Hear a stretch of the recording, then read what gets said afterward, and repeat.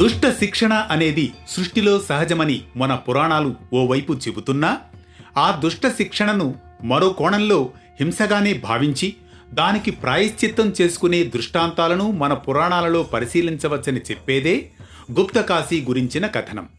ఇంతకీ గుప్తకాశీ అంటే ఏంటి? ఎక్కడుంది? ఎందుకు గుప్తకాశీ అంటారు? తదితర ఆసక్తి గొలిపే విశేషాలతో వచ్చేసింది నేటి అనగనగా. రండి ఆలకిద్దాం.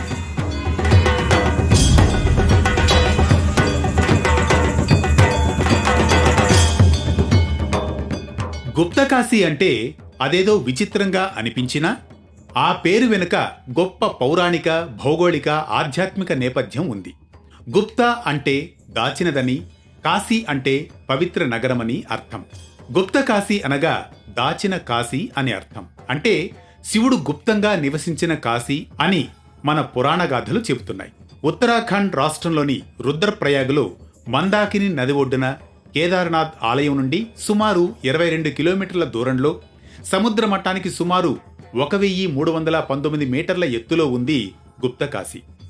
ఋషికేశ్ నుంచి 178 కిలోమీటర్ల రోడ్డు ప్రయాణం ద్వారా గుప్తకాశీని చేరుకోవచ్చు. కాశీ తర్వాత పరమేశ్వరుడు కొలువై ఉన్న దివ్యక్షేత్రమే గుప్తకాశీ. ఇది హిందువుల పరమ పవిత్ర పుణ్యక్షేత్రం. చార్ధామ్ యాత్రలో భాగంగా ఈ పుణ్యక్షేత్రాన్ని హిందువులు సందర్శిస్తూ ఉంటారు.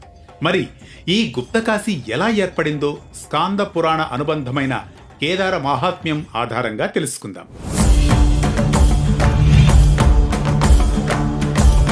అనగనగా అది ద్వాపరయుగం. కురుక్షేత్ర సంగ్రామం ముగిసిన సమయం.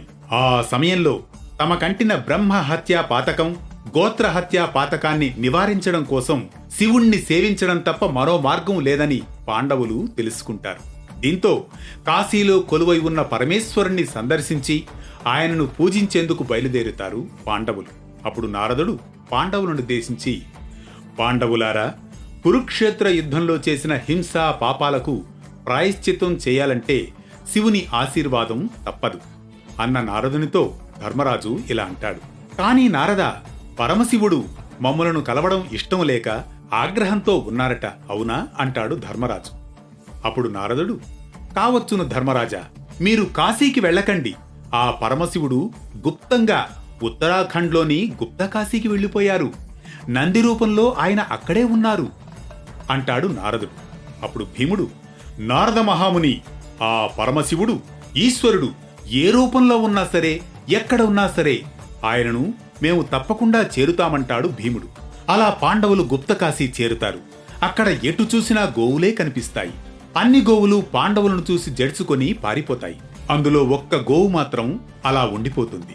దాంతో భీముడు శివపరమాత్మగా ఉన్నారు అంటూ నందిని తీక్షణంగా చూస్తూ ఉంటాడు భీముడు. ఎలాగైనా సరే స్వామిని పట్టేస్తాను అంటూ భీముడు నంది తోకను పట్టగానే నంది భూమిలోకి మునిగిపోతుందట. ఆ సమయంలో ఆ శివపరమాత్ముడు పాండవుల తన పట్ల ఉన్న పట్టువదలని అన్వేషణకు, కఠోరమైన భక్తికి పరవశించిపోతాడట. ఎంతైనా బోళాశంకరుడు కదూ.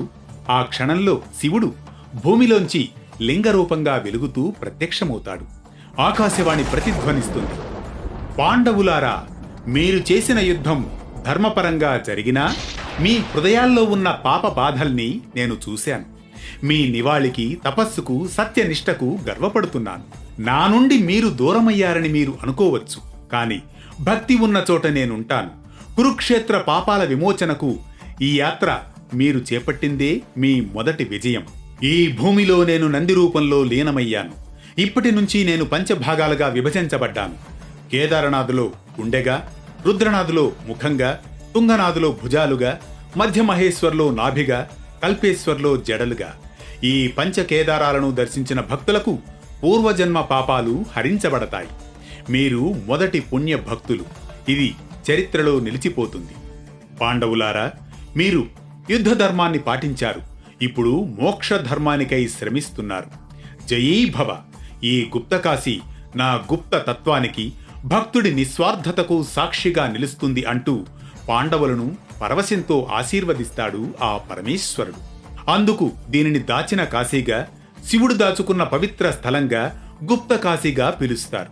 ఉత్తరాఖండ్ రాష్ట్రంలోని రుద్రప్రయాగ్ జిల్లాలో పవిత్ర మందాకిని నది ఒడ్డున వెలసిన గుప్తకాశీ వారణాసిలోని కాశీ విశ్వనాథుని ప్రతిరూపంగా పరిగణించడం జరుగుతుంది.